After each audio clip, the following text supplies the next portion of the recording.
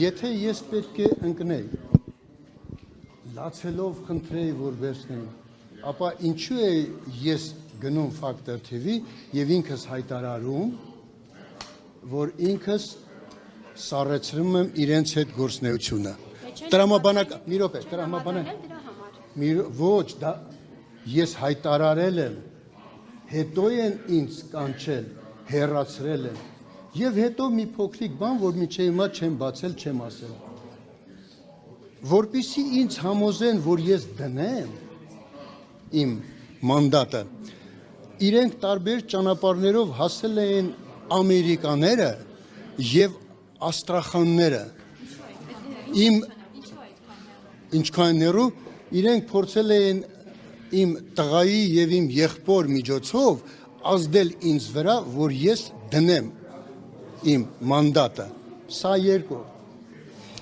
Երրորդ այնպիսի մի անհասկանալի անիմաստ բան է ասում, թե ոչինչ դուք ձեր թոշակը կստանաք։ Նախ ես այդ թոշակի կարիքը չունեմ, որովհետև ապահովված մարդ եմ մինչ այդ եւ փառք Աստծո ես 56 տարի աշխատել եմ այս երկրում, իմ հայրենիքում, եւ այսօր ֆինանսական տեսակետից այն վիճակում եմ գտնվում, որ իրենց տված այդ թոշակը որևէ էական դեր չի խաղալու ինձ համար։ Պարոն Ասլանյան, տեսեք, դուք իրենց թիմից էիք, բերեցիք իշխանության, գովում եք, հիմա բարոյական է ասել։ Կներեք, ես ձեզ դրան հարց եմ ուզում տալ։ Ինչու եք այդպես մոտենում։ Դուք ձեր կյանքում բոլոր այն մարդկանց, որ ճանաչել եք, մշտապես նույն վերաբերմունք, մի րոպե, կներեք, ես էլ դա եմ ձեզ ասում, ձեր ամբողջ կյանքում չի եղել մարդիկ, ում հետ լավ եք եղել եւ այլն, ի վերջո այդ մարդկանց հետ ձեր հարաբերությունները դադարեցրել եք, չի եղել, որևէ մեկը կա, որ կարող է ասել, որ այն մարդկանց, որոնց ինքը ճանաչել է ամենասկզբից, մինչև կյանքի վերջ այդ մարդիկ մնացել են իր կողքին։ Մի րոպե, հիմա շարունակեմ։ Ես Նիկոլ Փաշինյանին իշխանության չեմ բերել։ Իրենք ինձ հրավերել են, եթե դուք նայեք այսպես ժամանակագրությունը, ապա դուք կտեսնեք, որ իրենք են ինձ հրավիրել իրենց մոտ, որովհետև այն ժամանակ, ելքի ժամանակ, դեռ սկզբից, երբ որ իրենք եւ կադրային սով ունեին եւ մնացած մեծ, այսպես, որպեսզի իրենց Ինչով դուք օգտակար կլինեիք նրանց, որ այդպես շահագրգռված էին, որ ձեզ տանեին իրենց։ Իմ անցած կյանքով, կներեք, մի փոքրիկ օրինակ բերեմ, օրինակ, ասենք 21 թվականին թող իրենք հիշեն, թե 21 թվականին Գյումրիի կամ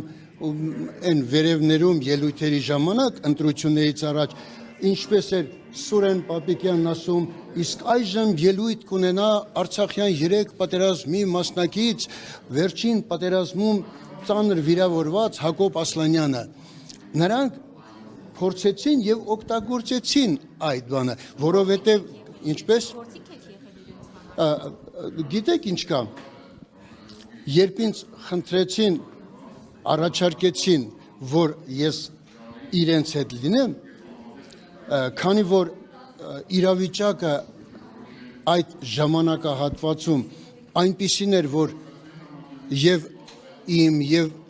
շատ շատերի մտքում միայն մի բան կար, բոլոր ճանապարհներով հեռացնել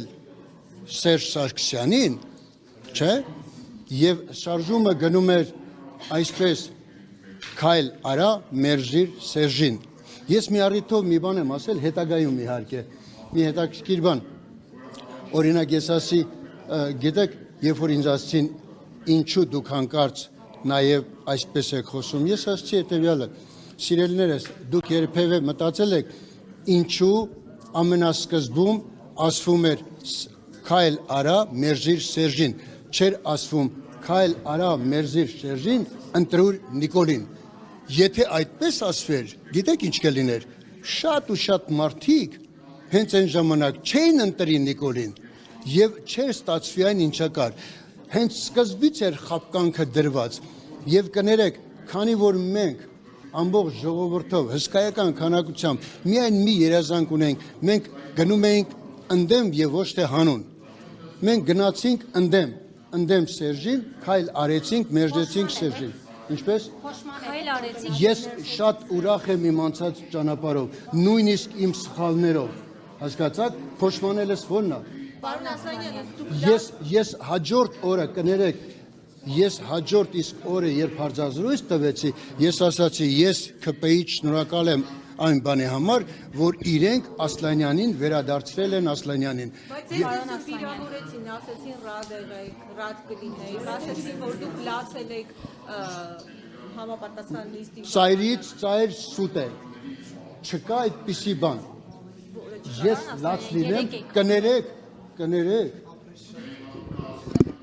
3 անգամ կյանքը երկրի համար դրած մարդը կարող է ինչ որ մի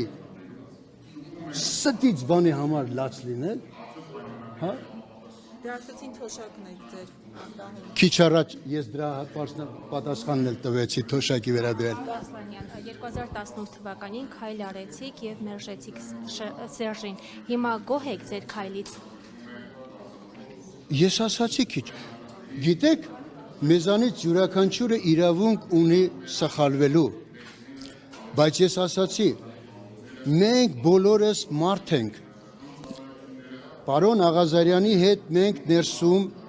միշտ էլ որոշակի մեր կարծիքն ունեցել ենք, այսինքն ինչ որ ձևով եղել ենք ներքին ներսի ընդդիմություն, ինչ որ ձևով, քիչ թե շատ, եւ այսօրվա բոլոր հարցերը, որ առաջացել են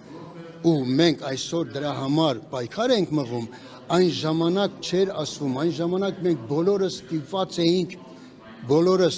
էինք եւ ներսում պայքարել, չէ, եւ փորձել։ Օրինակ մի ինչպես իրենց սխալների դուք ես ձեզ մի բան ասեմ, դուք չեք նկատում, եթե ժամանակագրությամբ անցնեք, չեք տեսնում, որ ասենք Պարոն Աղազարյանին եւ ինձ հեռացնելուց հետո Նիկոլ Փաշինյանի գործողությունները ինչքան անվերահսկելի սկսեցին դառնալ։ Դուք եք զսպում։ Ոչ թե մենք զսպում էինք, այլ մեր գոյությունը այնտեղ որոշակի զսպողական բան էր։ Կներեք, բայց հանուն արդարության խոստովանում եք, չէ՞, որ եթե պարոն Աղազարյանի հետ հեռախոսային պատմությունը չլիներ, դուք դեմ դուրս չէիք գալու Նիկոլ Փաշինյանի վարած թե ներքին, թե արտաքին քաղաքականություն։ Շատ կներեք, մի օր պետք է այդ փուչիկը պայթեր, հիմա դա եղավ պարոն Աղազարյանի հետ կապված, բայց հասունանում էր այդ բոլորը, եթե դուք մտածում եք, որ պարոն Ասլանը մշտապես մնալու էր այդ կատեգորիային, սխալվում եք, ամեն ինչ հասունանում է ժամանակի եւ տարածության մեջ։ Հետո պարոն Ասլանյան, տպավորություն էր, որ դա պիտի փուչիկը պայթած լիներ արդեն պատերազմից հետո, բայց դուք մնացիք խմբակցությունը։ Որովհետեւ դեռ հավատում էի։ Ինչին էիք հավատում։ Լավ, 23 Հավատում էի այն խոսքերին, որ ի վերջո ճիշտ սկզբունքներով եկել են մարդիկ, ովքեր այն խոսքերը ինչ ասում են, ինչպես ամեն մարդ դիմացինին մոտավորապես դիմացինին հիմնականում գնահատում է այնպես, ինչպեսին ինքը կա։ Ես հավատում էի, որ իրենք չեն ստում։ Ներողություն։ 23 թվականի սեպտեմբեր, հեսական ռադարն է պարոն Ասլանյանը։ 23 թվականի սեպտեմբերից հետո, երբ Արցախը ամբողջությամբ կորցրեցին, դուք էլ ինչի էիք հավատում, որ մնացել էիք այդ թիմին, պարոն Ասլանյան, 3 պատերազմին մասնակցած մարդ։ Չգիտեմ, բայց ինչ որ ձևով դեռ հույս կար, որովհետև գիտեք ինչ կա, տեսեք հիմա ինչ է կատարվում։ Նիկոլ Փաշինյանը շատ հոյակապ ձևով կարողանում է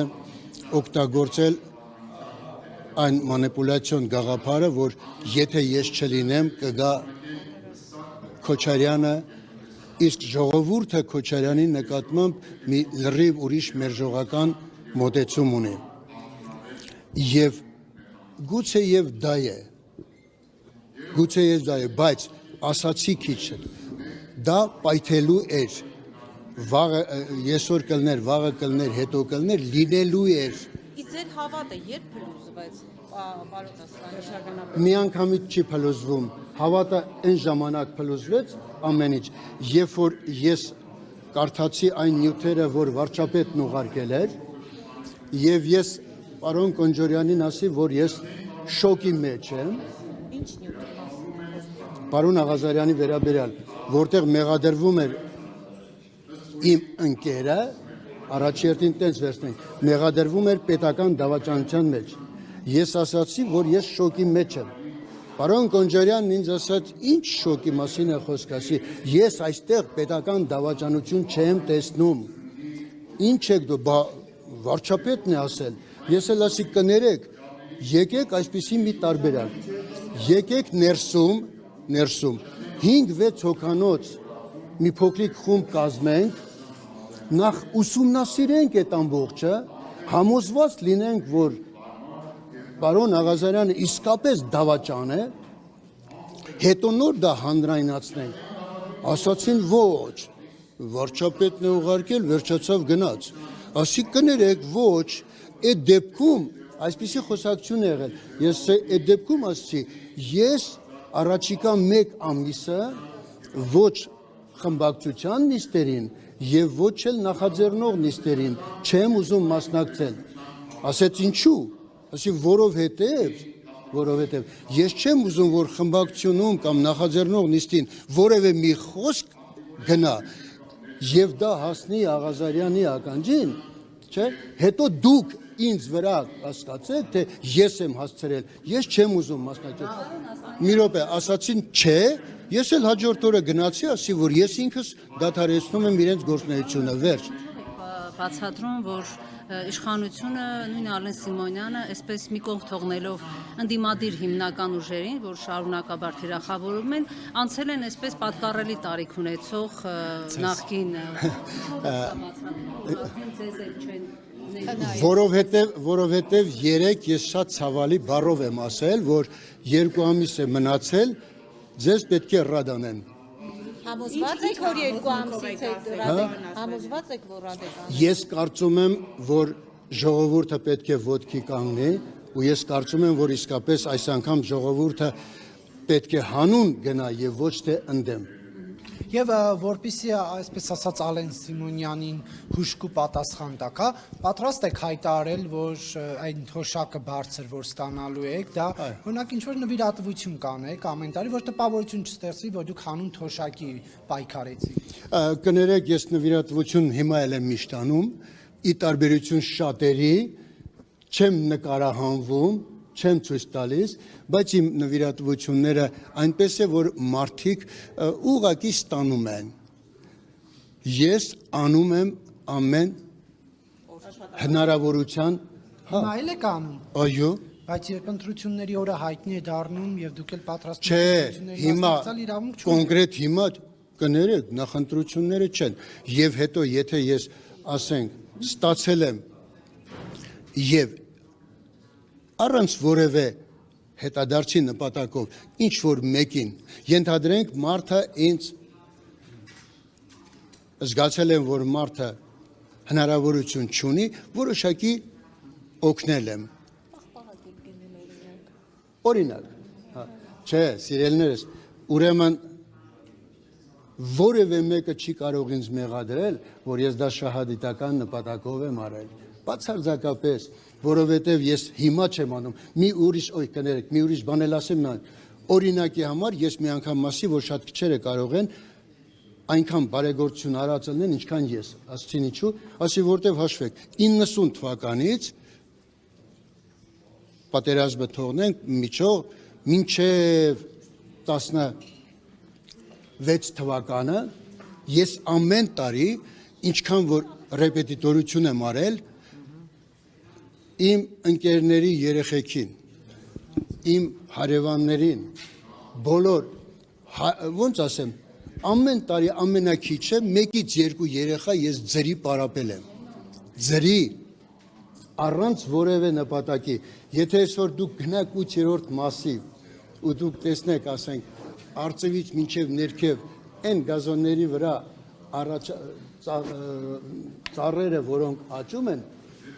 90-ական թվականների կեսերին ես հավաքելով այդ երեխեքին, իմ ուսանողներին, այդտեղ ծառներ եմ տնկել, դիմաց այգի կա, հսկայական քանակությամբ գործ եմ արել, բայց ես բացարձակապես չեմ հայտարարում, որ ես այսպես արել եմ, որովհետև այն ինչ հայրենիքի համար անում ես,